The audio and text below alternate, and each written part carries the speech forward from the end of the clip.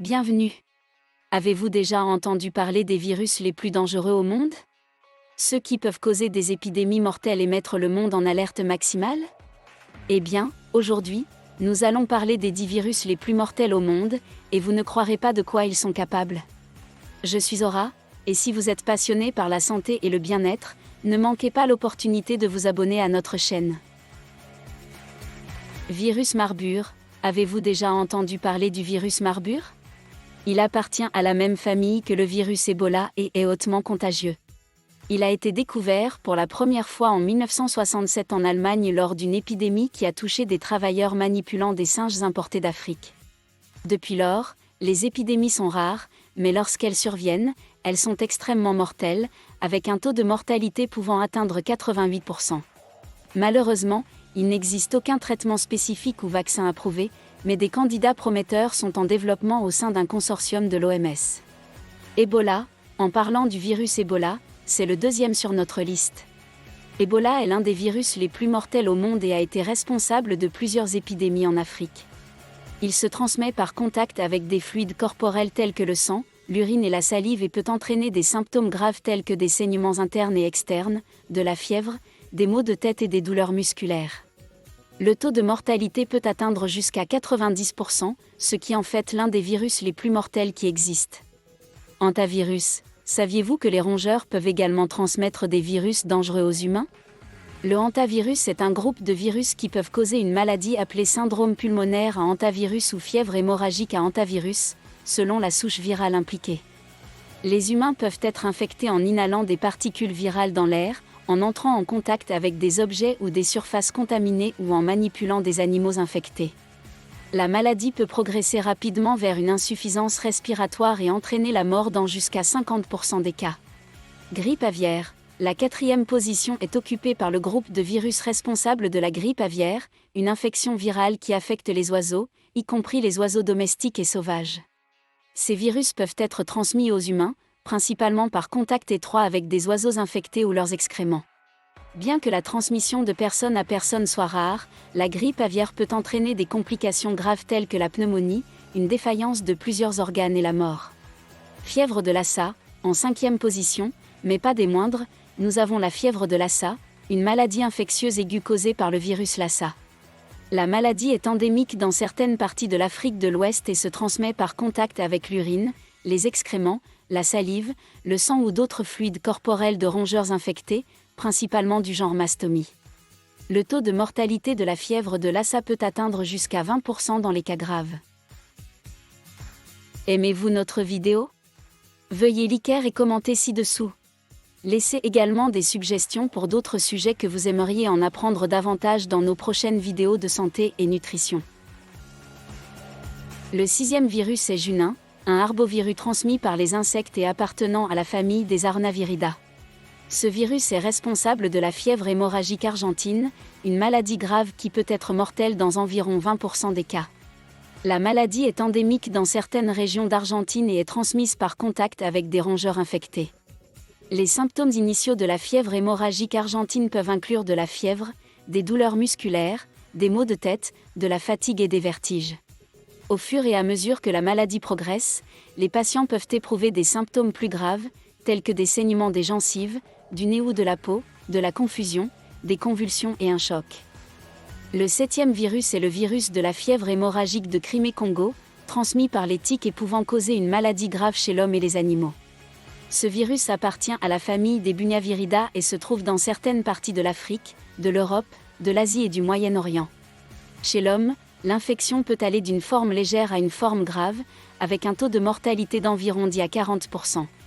Les symptômes de la maladie peuvent inclure de la fièvre, des douleurs musculaires, des vertiges, des douleurs abdominales et des nausées. Au fur et à mesure que la maladie progresse, les patients peuvent éprouver des symptômes plus graves tels que des saignements, une jaunisse, jaunissement de la peau et des yeux, des convulsions et un coma. Le 8e virus est Machupo, un pathogène hautement contagieux qui cause la fièvre hémorragique bolivienne, une maladie grave qui peut être mortelle dans jusqu'à 30% des cas. Ce virus a été découvert pour la première fois en 1959 en Bolivie lorsqu'une épidémie a affecté la population locale. Depuis lors, la maladie a été signalée principalement en Bolivie mais a également été enregistrée dans d'autres pays d'Amérique du Sud. Machupo est principalement transmis par contact avec des fluides corporels d'animaux infectés, tels que des rats, des souris et des hamsters, qui sont ses hôtes naturels. Les symptômes initiaux de la fièvre hémorragique bolivienne peuvent inclure de la fièvre, des maux de tête, des douleurs musculaires, des douleurs abdominales et des vomissements. Au fur et à mesure que la maladie progresse, les patients peuvent éprouver des symptômes plus graves tels que des saignements, un choc et une insuffisance rénale. In int position, Chiasanur forest disease is a tick-borne viral disease that affect human and non-human primates, including monkey and squirrel monkey, in the Chiasanur region of India. The disease is caused by the Chiasanur virus and was first discovered in 1957 when an outbreak occurred among monkey in the Chiasanur forest, resulting in death in about 10% of cases. En 10e position, la dengue est une maladie virale transmise par des moustiques infectés par le virus de la dengue. La maladie est courante dans les zones tropicales et subtropicales du monde, y compris en Amérique latine, dans les Caraïbes, en Asie et en Afrique. On estime que la dengue provoque environ 50 à 100 millions d'infections par an dans le monde, avec environ 500 000 cas graves et 22 000 décès. Voici quelques conseils pour éviter la contamination virale. Lavez-vous les mains avec de l'eau et du savon pendant au moins 20 secondes ou utilisez un désinfectant pour les mains à base d'alcool pour tuer les virus qui pourraient être sur vos mains. Couvrez votre nez et votre bouche avec un mouchoir ou l'intérieur de votre coude lorsque vous toussez ou éternuez pour éviter la propagation du virus. Portez un masque facial pour protéger les personnes autour de vous des gouttelettes qui peuvent être libérées lorsque vous parlez, toussez ou éternuez. Évitez de toucher vos yeux, votre nez et votre bouche car cela peut aider à prévenir l'entrée de virus dans votre corps. Évitez tout contact étroit avec des personnes malades ou présentant des symptômes de maladies respiratoires. Nettoyez et désinfectez régulièrement les objets et surfaces fréquemment touchés tels que les poignées de porte, les interrupteurs lumineux et les téléphones portables. Maintenez une distance physique d'au moins 1 mètre avec les autres personnes pour réduire la possibilité de transmission de virus. Maintenez des habitudes saines telles qu'une bonne nutrition, une hydratation adéquate, un sommeil suffisant et une activité physique régulière pour renforcer le système immunitaire et aider à prévenir les infections. Et pour les virus transmis par les moustiques. La dengue est transmise par le moustique Aedes aegypti, qui pond ses œufs dans l'eau stagnante. Par conséquent, il est important d'éviter l'accumulation d'eau dans des contenants tels que des pneus, des bouteilles, des pots de plantes, des réservoirs d'eau, entre autres. Utilisez des répulsifs sur les zones exposées de la peau, surtout pendant la période de plus grande activité des moustiques, qui est à l'aube et au crépuscule.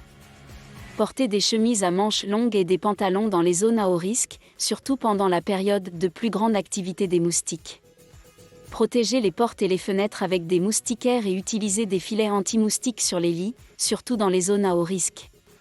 Effectuez le contrôle des moustiques en utilisant des insecticides et d'autres mesures de lutte antivectorielle, en collaboration avec les autorités locales. Pour conclure, j'aimerais souligner l'importance de la santé dans nos vies et encourager la pratique de bonnes habitudes pour assurer le bien-être. Ne manquez pas l'opportunité de rester toujours à jour avec les dernières nouvelles et informations fiables sur la santé. Abonnez-vous à notre chaîne et laissez un j'aime sur cette vidéo. Ensemble, prenons soin de notre santé et gardons notre corps et notre esprit en harmonie. Merci de nous avoir suivis et à la prochaine fois.